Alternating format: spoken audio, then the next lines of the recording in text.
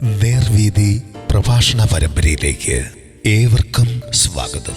സുവിശേഷകൻ കുഞ്ഞുമോൻ തോട്ടപ്പള്ളി ഇപ്പോൾ നിങ്ങളുമായി ദൈവവചനം പങ്കുവയ്ക്കുന്നു. ശ്രദ്ധിച്ചാലും.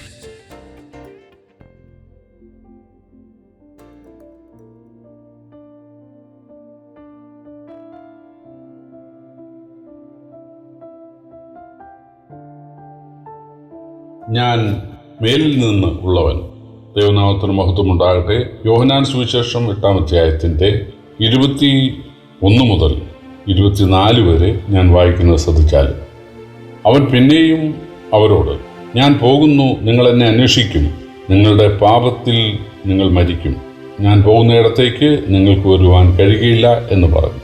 ഞാൻ പോകുന്നിടത്തേക്ക് നിങ്ങൾക്ക് വരുവാൻ കഴിയുകയില്ല എന്ന് അവൻ പറഞ്ഞതുകൊണ്ട് പക്ഷേ തന്നെത്താൻ കൊല്ലുമോ എന്ന് യഹൂദന്മാർ പറഞ്ഞു. അവൻ അവരോട്, നിങ്ങൾ കീഴിൽ നിന്നുള്ളവർ, ഞാൻ മേലിൽ നിന്ന് ഉള്ളവൻ. നിങ്ങൾ ഈ ലോകത്തിൽ നിന്ന് ഉള്ളവർ, ഞാൻ ഈ ലോകത്തിൽ നിന്ന് ഉള്ളവനല്ല. ആകയാൽ നിങ്ങളുടെ പാപങ്ങളിൽ നിങ്ങൾ മരിക്കും എന്ന് ഞാൻ നിങ്ങളോട് പറഞ്ഞു. ഞാൻ അങ്ങനെയുള്ളവൻ എന്ന് വിശ്വസിക്കാഞ്ഞാൽ നിങ്ങൾ നിങ്ങളുടെ പാപങ്ങളിൽ മരിക്കും എന്ന് പറഞ്ഞു.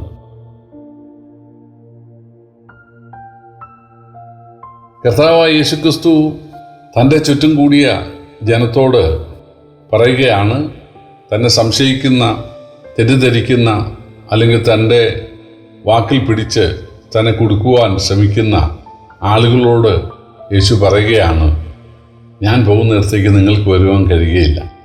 യേശുക്രിസ്തുവിനെ കൊല്ലുക എന്നുള്ളതാണ് അവരുടെ ലക്ഷ്യം.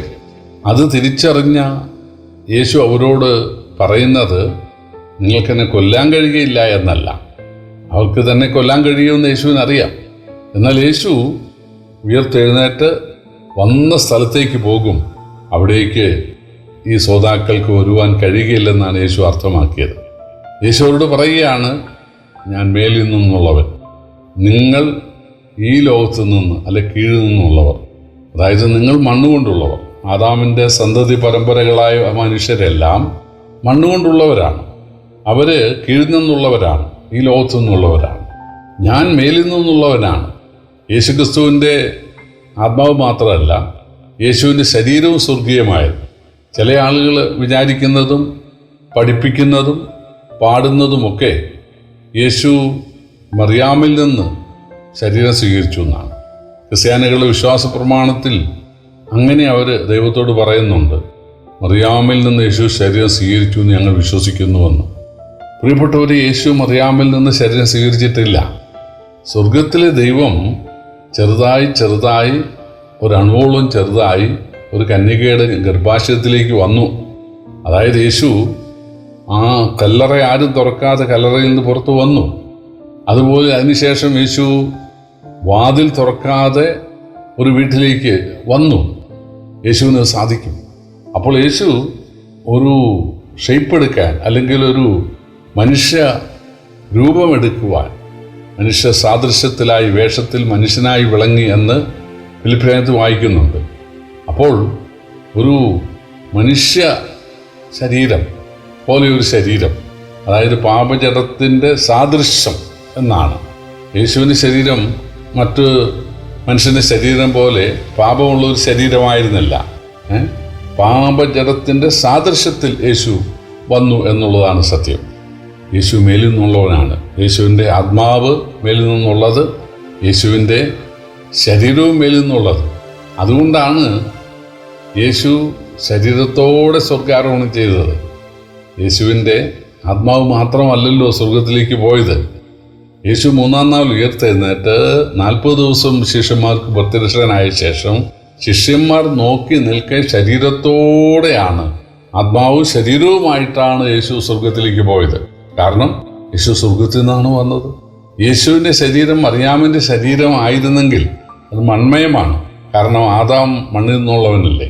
ആദാമിൻ്റെ സന്തതി പരമ്പരയിൽപ്പെട്ട മറിയാമിൽ നിന്ന് യേശു ശരീരവും രക്തവും സ്വീകരിച്ചിരുന്നെങ്കിൽ യേശു ഈ മണ്ണോട് മണ്ണായിട്ട് തീരുമായിരുന്നു. പക്ഷേ മരണത്തിന് അവനെ പിടിച്ചു വെക്കാൻ കഴിഞ്ഞില്ല. കല്ലറയ്ക്ക് മണ്ണിന് അവനെ ഒതുക്കാൻ കഴിഞ്ഞില്ല. നിന്റെ പരിശുദ്ധനെ ദ്രവത്വം കാണാൻ സമ്മതിക്കുകയുമില്ല എന്നൊരു വാക്യം പഴയ നിയമത്തിലുണ്ട്. 16 സങ്കീർത്തനത്തിൽ. അതനുസരിച്ചാണ് യേശു താൻ പറഞ്ഞതുപോലെ യോനയുടെ അടയാളം, യോന 3 രാവ് 3 പോലെയും കല്ലറയുന്ന പോലെ ഞാനും, ആ മത്സ്യത്തിൻ്റെ വയറ്റിയിരുന്നത് പോലെ ഞാൻ 3 രാവും 3 പകലും കല്ലറയിലായിരിക്കും. യേശു പറഞ്ഞു, ഈ മന്ദിരം പൊളിപ്പി 3 നാൾ കൊണ്ട് ഞാൻ നിന്നെ പണിയാം. അപ്പോൾ കർത്താവായ യേശു ക്രിസ്തു ഈ മണ്ണിൽ ഒതുങ്ങിയില്ല.